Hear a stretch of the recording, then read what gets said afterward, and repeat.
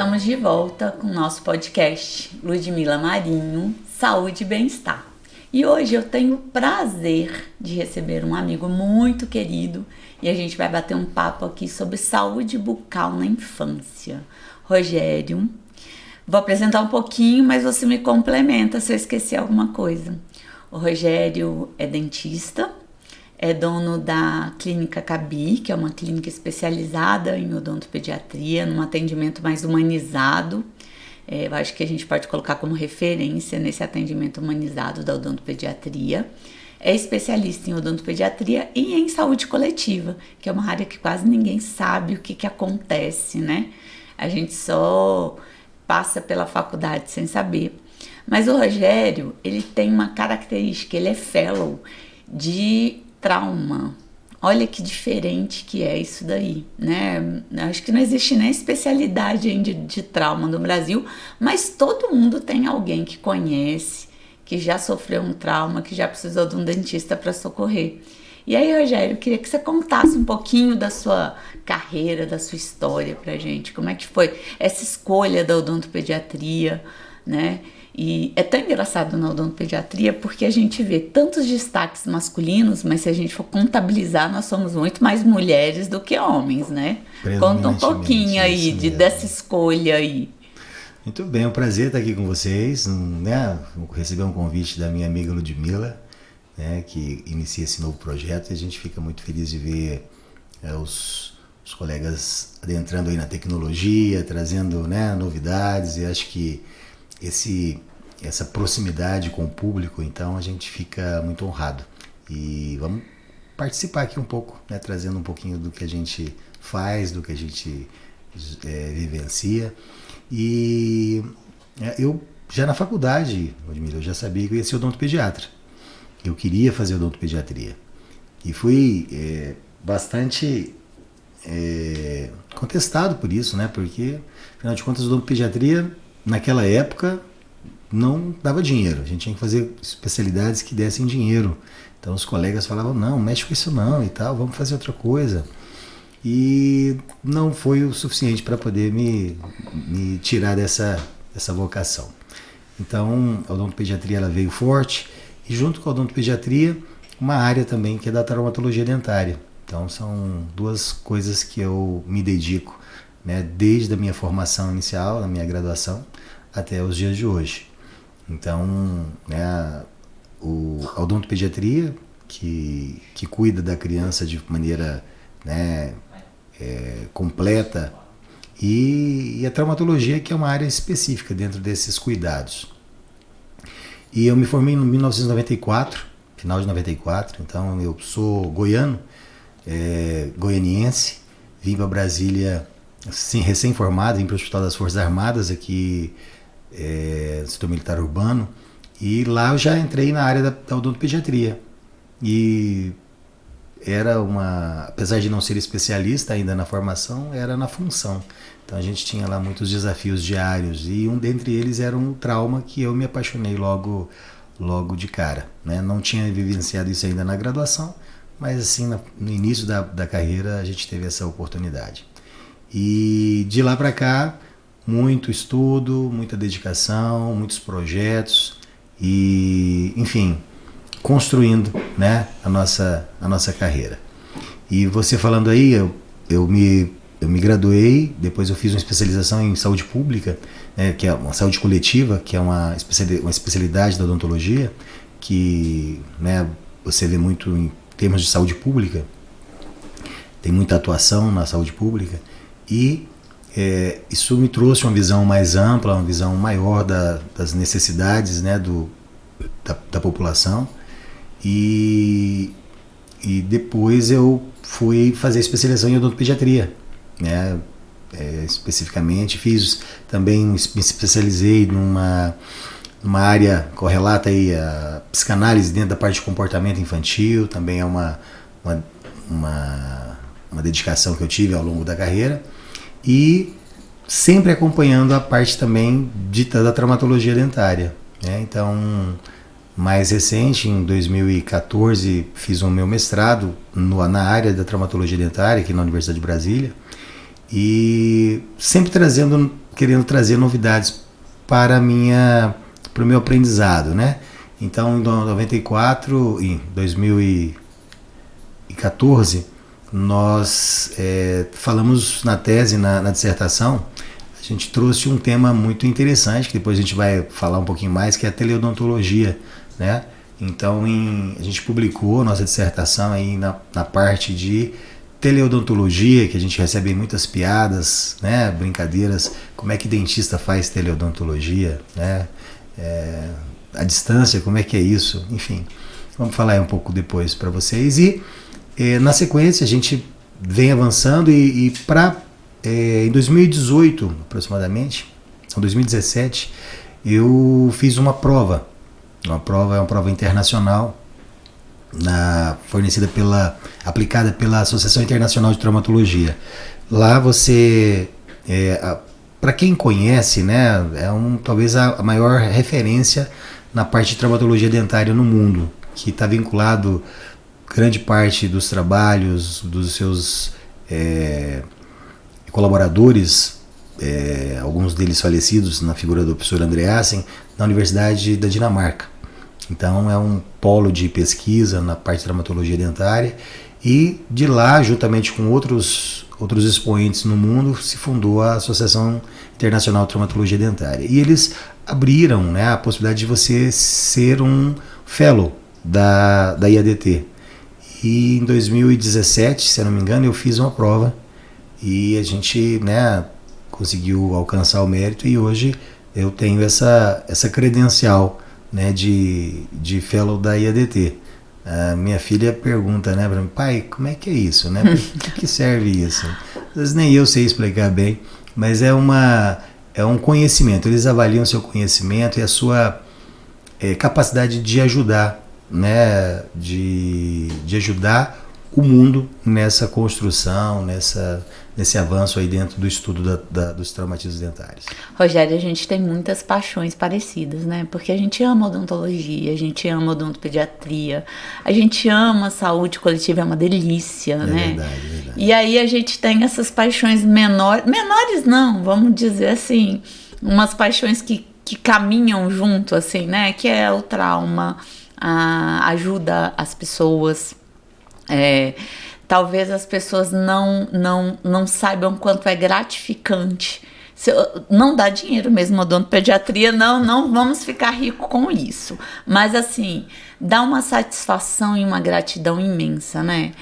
Falar um pouco do que é receber esses pacientes, aí a gente estava conversando um pouquinho antes sobre isso, receber esses pacientes que chegam pra gente, às vezes dentro da barriga da mãe, às vezes ainda nem chegam fisicamente pra gente poder pegar, e a gente já tá tratando deles dentro da barriga da mãe.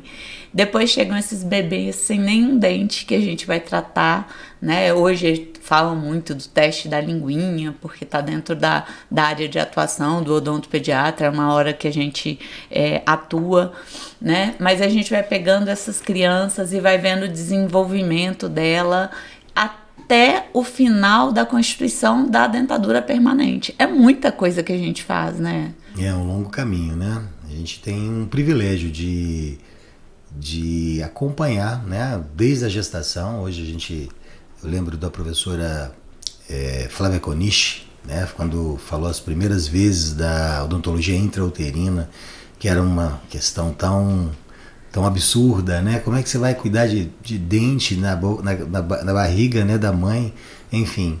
Mas hoje a gente sabe, né, que é importante, tudo vem a questão do conhecimento. Então a gestante bem orientada, a gestante com condições adequadas de saúde, tudo isso vai viabilizar para o bebê que vai nascer, né? Então aí vem o bebê com uma condição mais favorável, a condição de desenvolver bem, e nosso papel é esse, de estar trazendo informação, trazendo condições, né, para que essa criança se desenvolva bem, que ela tenha um potencial de desenvolvimento. A gente tem falado muito, né, sobre tanta coisa que vai aparecendo, né, Ludmila, agora, recente. Então, já está se discutindo sobre a odontologia do sono, né? A odontologia do sono não é uma questão novidade, é uma questão que a gente já vem falando sobre isso há muito tempo, né? Então, por exemplo, crianças que, às vezes, têm obstruções de adenoide, crianças que são respiradoras bucais, isso tudo interfere muito na questão do sono e, naturalmente, no desenvolvimento geral, né?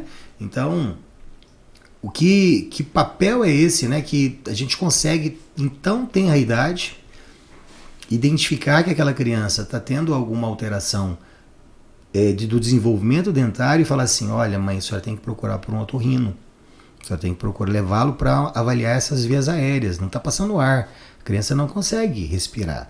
Então, se ela não consegue respirar, essa criança ela vai ter muito o seu desenvolvimento prejudicado. Então, esse é o papel do odontopediatra, é esse guardião.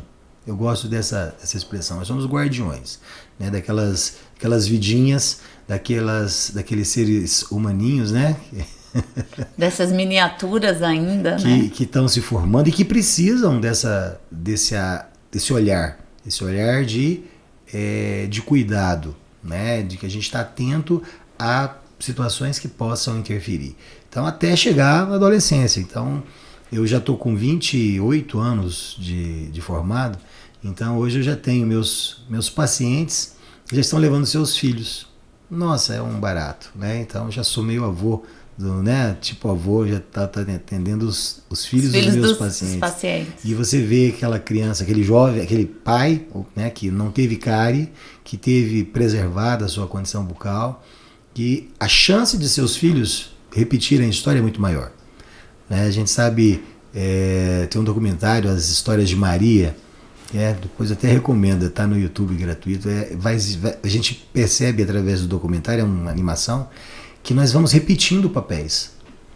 E quando você tem uma história odontológica ruim, você tende a, por ignorância, por cultura, enfim, repetir papéis. Então, seus filhos têm uma chance, né, de desenvolver a sua história. E nós estamos ali para isso.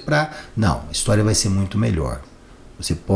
Seus filhos podem ter uma história muito melhor do que a sua. Então, esse é o nosso... Eu acho papel. O máximo quando eles falam que a gente é clínico geral. Eu falo, sou clínica geral sim, mas eu sou uma clínica geral que engloba, né?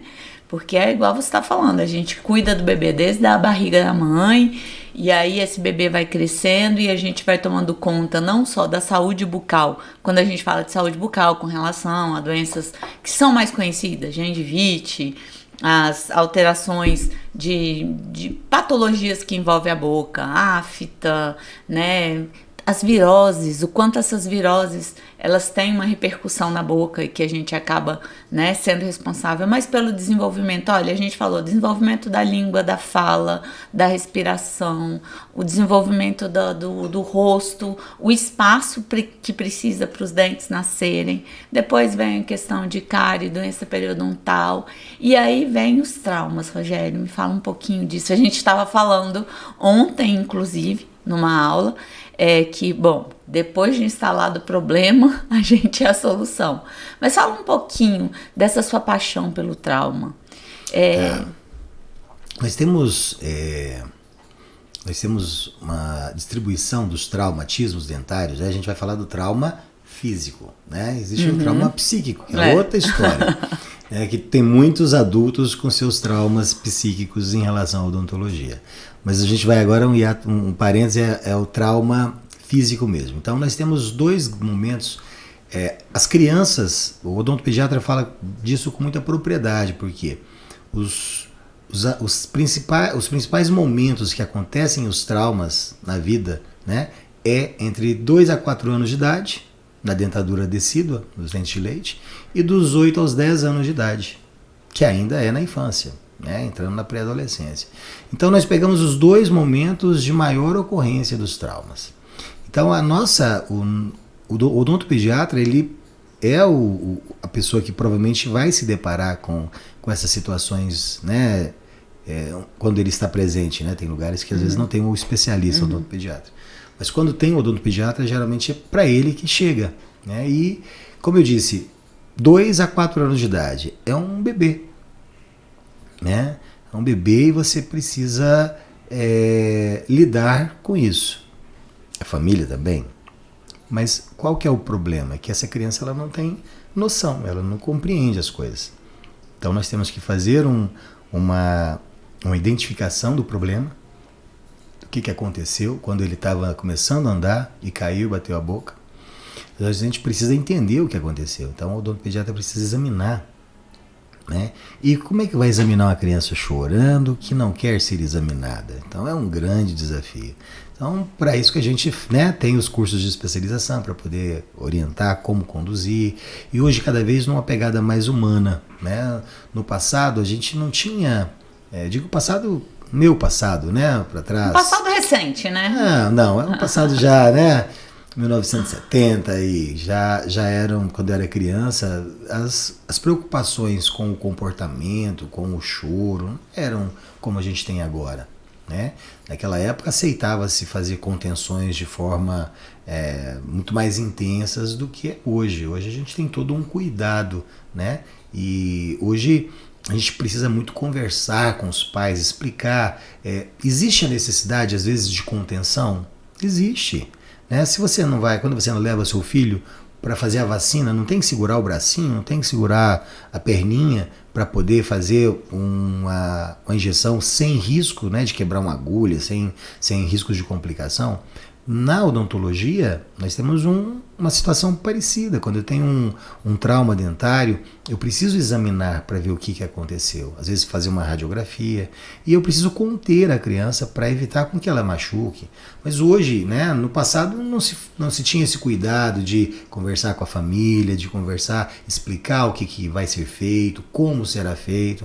E hoje não. Hoje a gente tem essa preocupação, né? E isso é muito saudável porque é o respeito ao ser humano, né? Nós estamos respeitando a família e respeitando aquele paciente, aquela criança. E eu gosto muito de sempre eu vou fazer algum procedimento e tem que conter a criança, segurar o bracinho, segurar as perninhas para examinar. Eu falo, olha, papai, mamãe, digam para o seu filho que vocês me pediram para examiná-lo. Né? Porque essa autorização ela parte de vocês. Eu preciso que vocês autorizem. Então a gente sempre, né, faz essa prática. A criança vai chorar? Vai, mas ela está sendo sensibilizada, ela reconhece a fala do pai e da mãe e isso com certeza minimiza, né, aquela avaliação, aquele olhar. E o jeito, né, o cuidado que nós temos hoje com as crianças, a gente precisa de estar sempre muito atento ao que é necessário, realmente necessário, e o que não há necessidade. Né? Então, a gente pode trabalhar esse comportamento. Então, eu lembro, no início da minha formação, que eu fazia aplicações de flúor com criança chorando aos berros. Espera aí, será que realmente precisa? Né? Vamos talvez gastar um tempo trabalhando esse comportamento, porque os resultados serão muito melhores no futuro. Rogério, eu gosto muito do papel de educadora na odontopediatria. Sim. Adoro. Nós Quando fala assim, se não me engano foi o Henry Ford que há muito tempo atrás falou do papel do 80-20, né? Eu não vou lembrar se foi ele realmente que falou, mas dessa questão de que 80% da consulta do odontopediatra ela é educativa. 20% da consulta do odontopediatra ela é executada, ela é feita dentro da boca. E aí vem a questão da teleodontologia. O quanto a gente pode aplicar a teleodontologia, né? Porque somos educadores. E também porque a gente tem recursos hoje que antigamente a gente não tinha. Eu participei da sua tese, não sei se você lembra, mas eu participei da sua tese de mestrado. Que eu lembro. Eu fui uma das examinadoras da tese. E na tese a gente mostra isso, que era possível, em muitos dos casos, claro que quando a gente tem que realmente executar, não tem como. A gente precisa de um mínimo de condição física que nos dê, né, não obrigatoriamente, e eu acho que a gente precisa desmistificar isso, que o dentista precisa da cadeira e do motor para poder estar trabalhando. Mas quando a gente vai realmente executar uma restauração, a gente precisa da cadeira, do motor, a gente precisa do sugador, a gente precisa de instrumentais.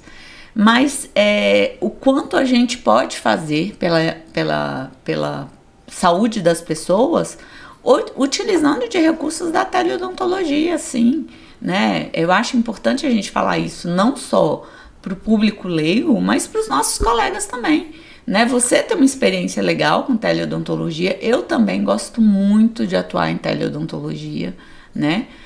Várias vezes, assim, por exemplo, a gente pode colocar que às vezes a gente atende a urgência, nós somos parceiros, né, no atendimento de urgência. Às vezes o paciente está com uma lesão que é possível que o pai fotografe e naquele momento, num domingo à noite, eu possa minimizar o desconforto daquela criança, deixar aquela família mais tranquila, para que na segunda-feira ele possa me trazer essa criança. Ele não precisa sair com essa criança correndo para ir para o hospital, já que a gente tem recursos para poder atender hoje, né? É isso mesmo, Ludmila. Quando a gente então comentou sobre os traumatismos, agora a gente vem tentando encontrar respostas para essas situações, né? Muitas vezes essa criança que caiu, bateu a boca, ela está de férias. As férias estão acabando aqui, mas a gente teve famílias que estavam na praia, né? Aonde que bateu a boca na prancha, né? Fazendo lá, pegando ali as ondinhas. E, enfim, Rogério, me liga, né? E a gente vai mandando através de imagens padronizadas, imagens que a gente orienta.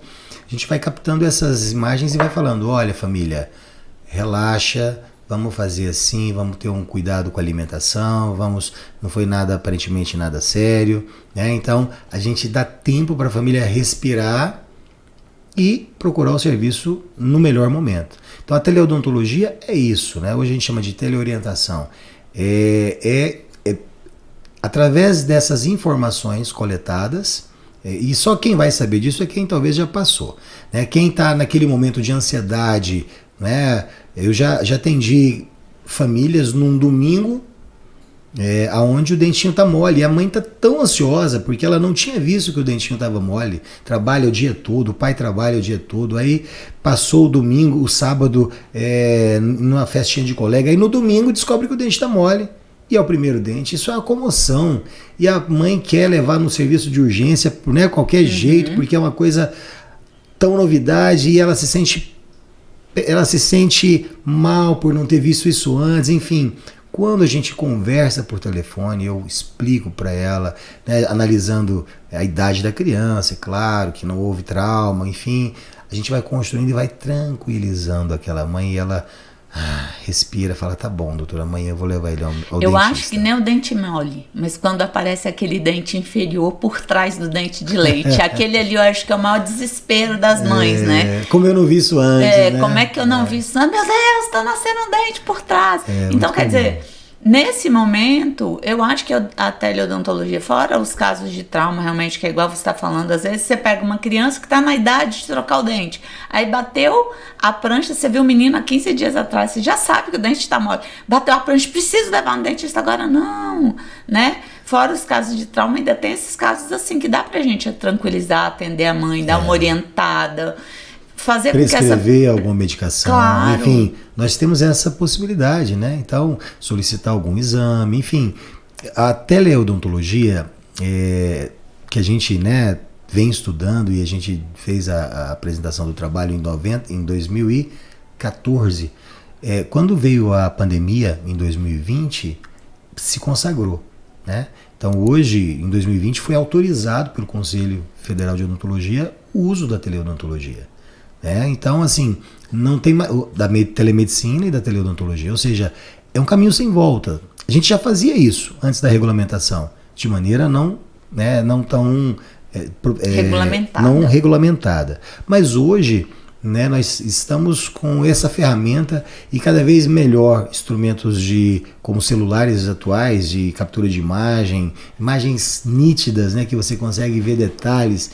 Isso tudo te facilita muito. Um questionário com a família bem feito, perguntando detalhes. Os médicos de 1960, né, já faziam a telemedicina através de uma boa anamnese, de uma coleta de informações. Quantos de nós fomos medicados pelos nossos pediatras pelo telefone?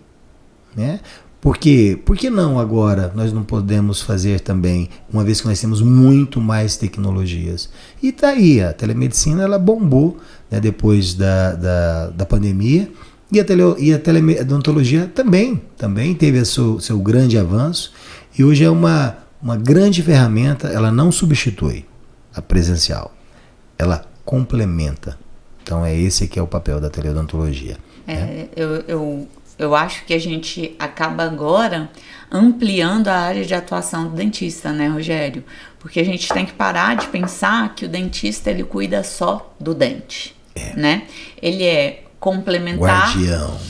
Que ele é só o guardião do dente, não é? A gente atua complementando a área de saúde, né? Você vê quantos profissionais aqui nesse momentinho a gente citou que a gente trabalha junto, né?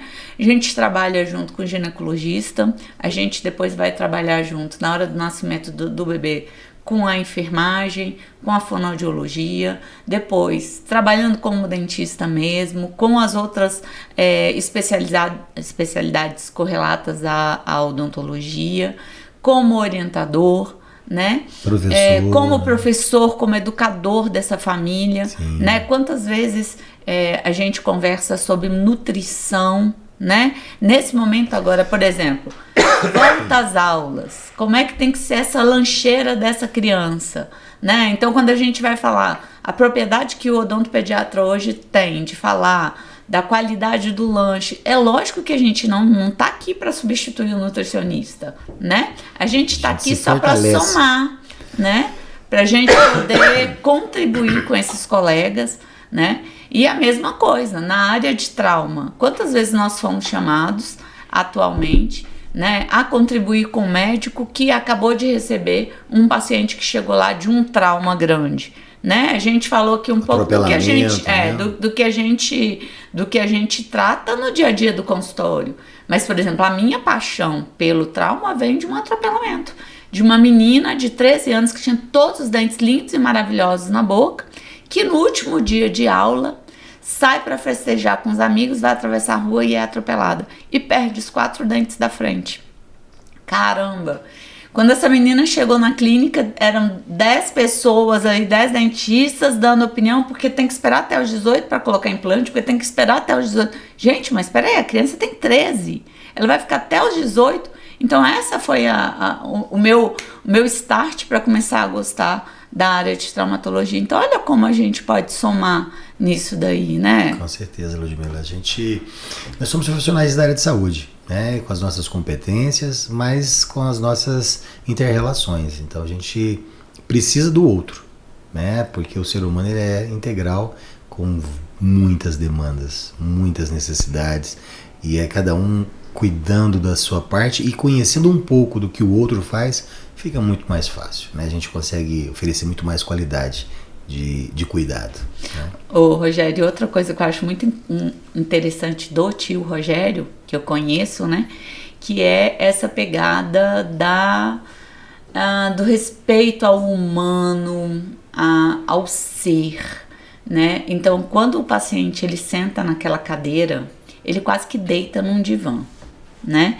Então, o quanto o dentista pode contribuir, né, para a construção desse ser melhor e também de desmistificar a ideia, né, de que esses adultos que foram tratados lá nos idos de 1900 e bolinha, quando não existia essa preocupação, o quanto a gente pode desmistificar atendendo o filho deles e mostrando que a odontologia pode ser diferente, o quanto a gente contribui para a saúde desse adulto que às vezes a gente nem coloca a mão na boca, né? É isso aí. Quando a minha infância, eu não tive um cuidado odontopediátrico, né? E a gente teve experiências ruins. Apesar de ter um avô que cuidava de mim, então isso já me facilitava muito a vida, mas às vezes precisei ir em outros, né? E a coisa não era tão simples. Nós temos um papel. Acho que as coisas mudaram, a gente não é só técnica, né? Nós somos responsáveis também pelo emocional. E nós temos os nossos protocolos de atendimento hoje que também orientam nesse sentido. Você deve olhar para o lado emocional. Às vezes você vai pesar muito, dependendo do emocional daquele momento, você posterga.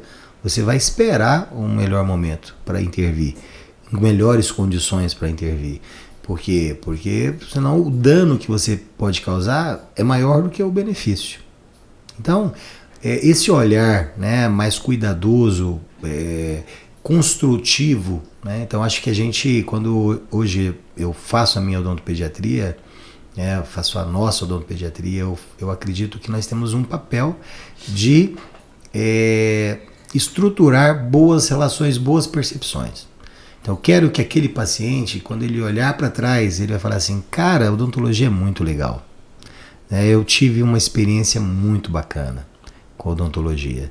Então esse é o meu grande desafio, né? O meu norte. Eu quero que as crianças lembrem com carinho da odontologia e do tio Rogério, né? E de toda a equipe envolvida, né? Então acho que esse é o meu maior prazer profissional. E eu falo que o nosso legado é bem parecido, porque eu também busco isso daí, né? Hoje eu tava... Os semelhantes se atraem, né? Tá vendo? Eu tava falando assim, que a Ludmila queria, né? A Ludmila quer que as pessoas desejem ela, então é isso daí.